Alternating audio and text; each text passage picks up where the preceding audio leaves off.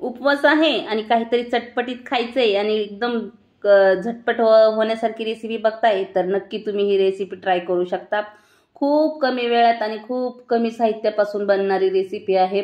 वरण एकदम कुरकुरीत आणि आतून एकदम मऊसूत होणारी अशी साबुदाणे वड्यांची रेसिपी मी घेऊन आलेले आहे तुमच्यासाठी। फक्त असे गरमागरम कुरकुरीत वडे आणि त्यासोबत ही थंडगार दही, आहा एक नंबर बेत होतो बघा उपवासाचा।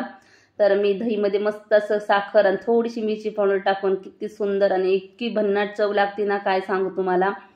तर कोणाला कमी तेलाचे आवडत असतात तर कोणाला नाही का डाएट करत असतात तर त्यांच्यासाठीही त्यांनाही नाराज नाही करणार, पण त्यांच्यासाठी ही रेसिपी घेऊन आलेली। एकदम 2 चमच्यामध्ये हे मस्त साबुदाण्याचे वडे आपले छोटे वडे होणार आहेत।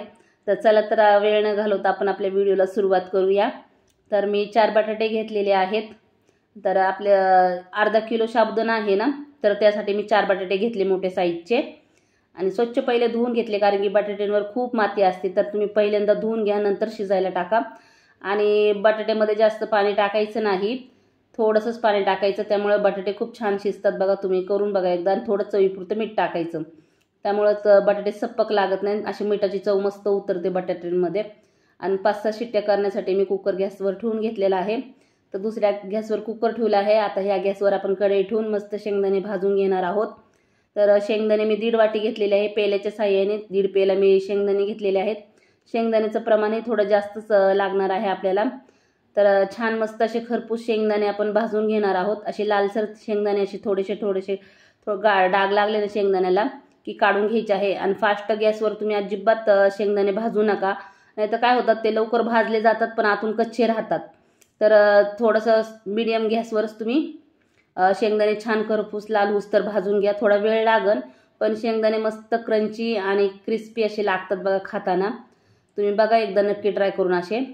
आणि मग मी 7-8 मिरच्या घेतल्या आहे। मिरच्या तोडायचं विसरून गेले, त्यामुळे मी काय केलं, उलटणीच्या चाकूच्या साहाय्याने मिरच्या सगळ्या अशाच कढईमध्ये तोडून घेतलेल्या आहेत। काय होतं मिरच्या आपण तळतो ना की मिरच्या लवकर फुलतात तेलामध्ये, फटाफट उडायला सुरुवात होते। तर मी विसरून गेले, तर तुम्ही पण मिरच्या तळायच्या आधी नेहमी तोडूनच मिरच्या तळून घ्या, नाहीतर अंगावर तेल उडण्याची शक्यता जास्त असते। मिरच्याही मस्त आपण तळून घेतलेल्या आहोत। आता हे शेंगदाण्याची सगळी साल काढून घेणार आहे। सालीसकट शेंगदाणे प्लीज वाटू नका, नाहीतर काय होतं वड्यांचा कलर आहे ना काळपट होतो मग, कारण की टर्पल थोडे काळे असतात ना, मग शेंगदाण्याचं कुठेही काळपट होतं। तर सगळे मी साल असे चोळून घेतलेले आहेत आणि असे काढून घेतले। आता ह्याला आपण मिक्सरच्या भांड्यामध्ये वाटून घेणार आहोत। खूप फास्ट ह्याच्यावर मिक्सर करायचं नाही शेंगदाण्याचं कूट, तर तुम्ही चालू बंद करून असं शेंगदाण्याचं कूट करून घ्या। त्यामुळे काय होतं जास्त बारीकही होत नाही, जास्त मोठंही होत नाही आणि पावडर सारखं होत नाही मग ते शेंगदाण्याचं कूट। तर अशा प्रकारे मी भरून घेतलं आणि त्याला वाटून घेतलेलं आहे। तर पाहू शकता तुम्ही कसं मी कूट बनवलं आहे, खूप बारीकही नाही खूप मोठंही नाही, अशाच प्रकारे कूट बनवून घ्यायचं आहे। आता करूया आपण पुढची तयारी। तर हे बघा बटाटे आपले शिजलेले आहेत, 5-6 शिट्ट्या मस्त झालेल्या आहेत बटाटे शिजून। तर चाकूच्या साहाय्याने मी चेक करून बघते, हे बघा चाकू सहज आतमध्ये गेलेला आहे बटाट्यामध्ये। आता हे बटाटे सगळे आपण एका ताटामध्ये काढून घेऊया। तर मी एका ताटामध्ये सगळे बटाटे काढून घेणार आहेत आणि त्याला 10 मिनिटं फक्त गार होण्यासाठी बाजूला ठेवून देणार आहे। गार लवकर व्हावं म्हणून प्लीज तुम्ही त्याच्यावर थंड पाणी टाकू नका, नाहीतर बटाटे एकदम डांडरल्यासारखे होतात, त्याचा चिकटपणा पूर्ण गायब होतो बघा बटाट्याचा। तर त्याला असंच ह्याच्यावरच गार होऊ द्या स्वतःहूनच, अजिबात गार पाणी टाकायचं नाही। नंतर मी त्याची साल काढून घेतलेली आहे आणि एका काटे चमच्याच्या साहाय्याने हे पूर्ण असं मॅश करून घेतलेलं आहे। तर पाहू शकता खूप असं हे करू नका बारीक पण, कारण की वड्यांमध्ये ना असं मोठे बटाटे राहिले ना खाताना खूप छान लागतात ते। तर अर्धा किलो साबुदाणा घेतला होता मी, रात्रभर भिजवून घेतलाय त्याला। पहिले एकदा धुवायचं पाण्यामध्ये आणि थोडंसंच बघा असं जितका साबुदाणा असेल ना त्याच्या 1 इंच फक्त वरती पाणी एवढं येईल तेवढं पाणी टाकून त्याला भिजू द्यायचं आहे। त्यामुळे काय होतं जास्त साबुदाणा चिकट पण होत नाही आणि असं पाणी ओलसर बी राहत नाही, मग साबुदाणा एकदम कोरडा फडफडीत पण असा मस्त भिजून मऊसूत होतो बघा। तर अशा प्रकारे आता एका बाउलमध्ये मी हा साबुदाणा सगळा काढून घेत आहे, कारण की आपल्याला बाउलमध्ये सगळ्यात असं जिन्नस मिक्स करून घ्यायचे आहेत। तर अशा प्रकारे पूर्ण साबुदाणा मी पातेल्यातला त्यात काढून घेतलेला आहे आणि हे पूर्ण फोडून घ्यायचं हाताच्या साहाय्याने। आता ह्याच्यामध्ये बटाटा टाकून घेते आणि हलक्या हाताने त्याला मिक्स करून घ्यायचं आहे आपल्याला. फक्त हलक्या हाताने, एकदम असं पीठ मळल्यासारखं अजिबात मळायचं नाही, नाहीतर असे पिठासारखे लगद्यासारखे होतात. मग ते एकदम हलक्या हाताने मिक्स करायचा. नंतर आता ही मी मिरची जी तळून घेतली होती ना, ती मिक्सरला मिरची फिरवून घेतली होती आणि त्याचं वाटण करून घेतलं आबडधोबड. पाणी बिणी टाकू नका मिरचीमध्ये, तसंच वाटून घ्या आणि चवीपुरतं मीठ टाकून घ्यायचं आहे. आणि थोडीशी मी जिरी टाकणार आहे.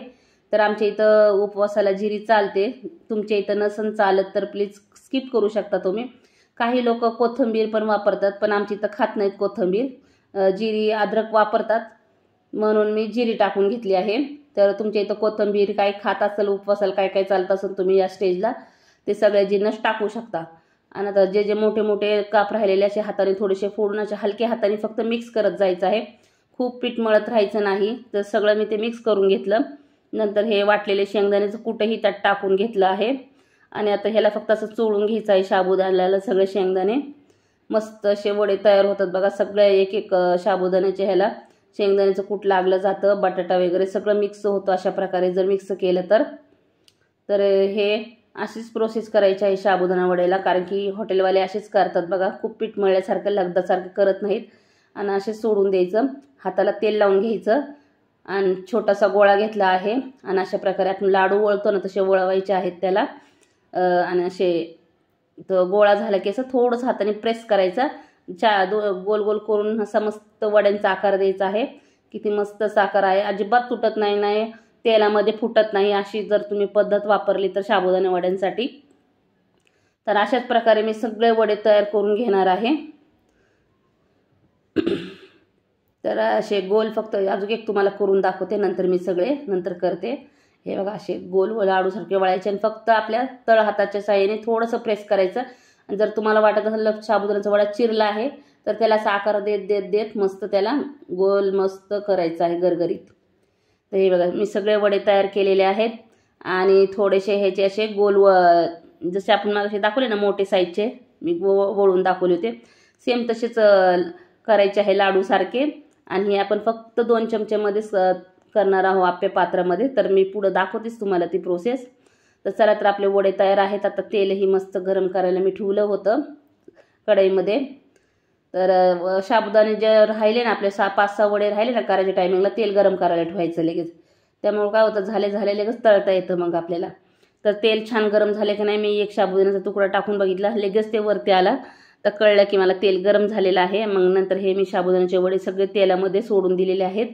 तर छान मस्त असं खालनं क्रिस्पी व्हायला लागले ना, मगच साबुदाण्याचे वडे पलटी करायचे आहेत. लगेच चमचा फिरवायचा नाही, नाहीतर काय होतात वडे फाटतात मग तेलामध्ये. तर छान मस्त असं थोडेसे कडक झालेले आहेत साबुदाण्याचे वडे खालनं. तर मग नंतर मी आता त्याला पलटी करून घेतली. तर आलटी पलटी करून असे छान खरपूस सोनेरी रंग येऊस्तर आपल्याला ते मस्त तेलामध्ये तळून घ्यायचे आहेत.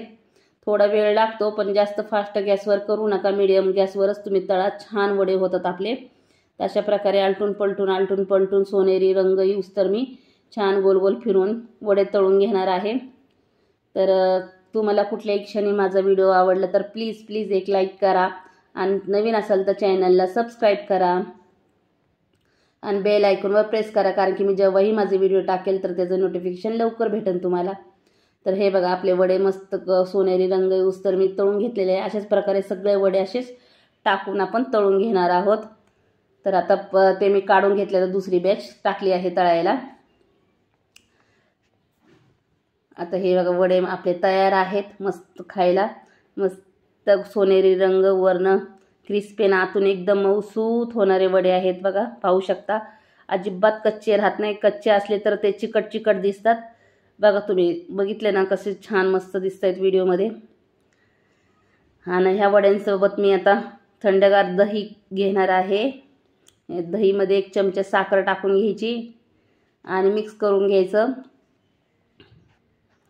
खूप भन्नाट चवीचे आणि खूप टेस्टी असे वडे होतात. तुम्ही नक्की ही रेसिपी ट्राय करून बघा आणि मला कमेंटमध्ये नक्की सांगा की कशी वाटली तुम्हाला रेसिपी. आणि असे छान व्हिडिओ तुम्ही एन्जॉय करत जावा. तर थोडीशी मस्त मिरची पावडर घेतलेली आहे. घरगुती लाल चटणी नाही, फक्त मिरची वाटलेली मिरची पावडर आहे, कारण की उपवासाला चालतं मिरची. तर घरातली चटणी टाकू नका उपवास असल्यावर, फक्त मिरची पावडर टाकून घ्या आणि छान मस्त एन्जॉय करा हे वडे ह्याच्या दह्यासोबत. कोणाला चटणी आवडते, कोणाला दही आवडते, तर शेंगदाण्याची चटणी ही चालते. शेंगदाणे मिरच्या वाटून चटणी बनवून घ्यायची, खूप भन्नाट चवीची लागते आणि जिरीची फोडणी द्यायची त्याला, तसंही चालतं. आता मी तुम्हाला फक्त 2 चमच्यामध्ये ते वडे दाखवणार आहे, आप्पे सॉरी. तर हे बारीक बारीक आप्पे टाकून घ्यायचे आहेत गोल गोल छान.